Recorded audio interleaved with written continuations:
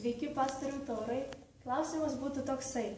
Kaip kovoti su savo mintimis ir nesiremti savo supratimu, bet visa širdimi pasitikėti Dievu? Aš manau, kad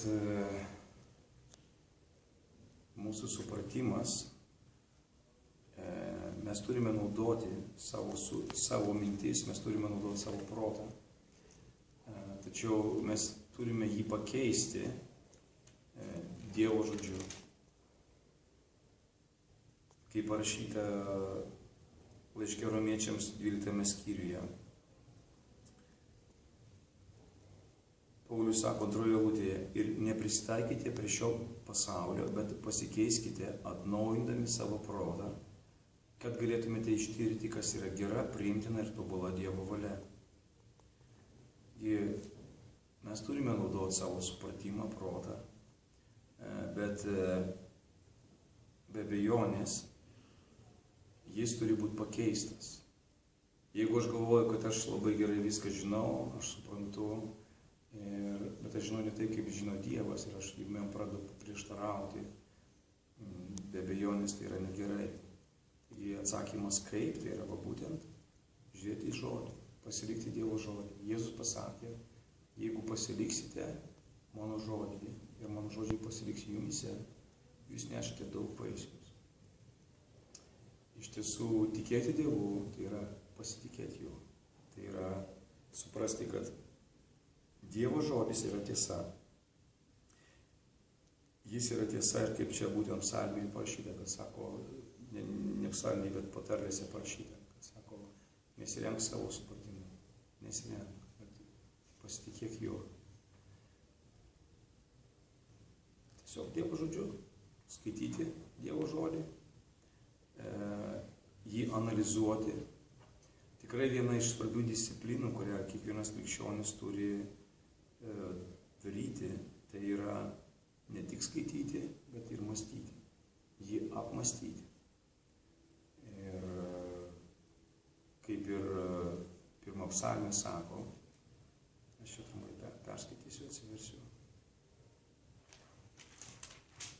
Sako, palaimintas žmogus, kuris nesielgia, kaip patarė bedieviai. Iš ko patarė bedieviai? Jie patarė būtent iš savo supratimo. Toliau sako, nestoja į nusidėjėlių kelią, nesėdi su apeikiais, bet mėgsta viešpaties įstatymą ir mąsto apie jo įstatymą dieną ir naktį.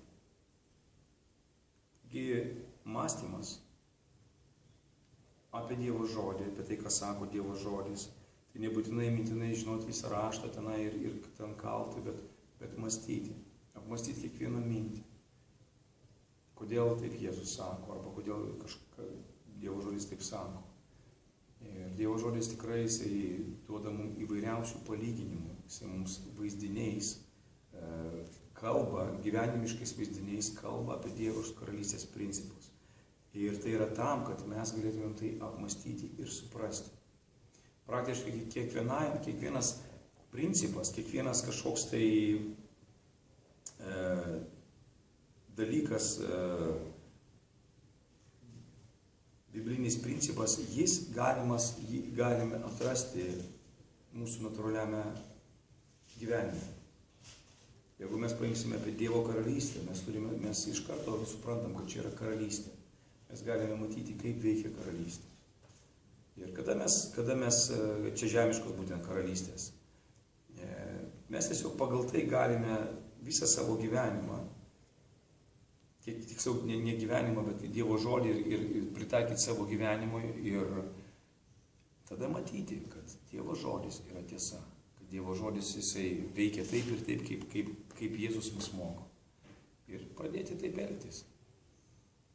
Pasitikėti, kad tai yra tikrai tiesa. Manau, kad paprastas atsakymas. Ačiū už atsakymą.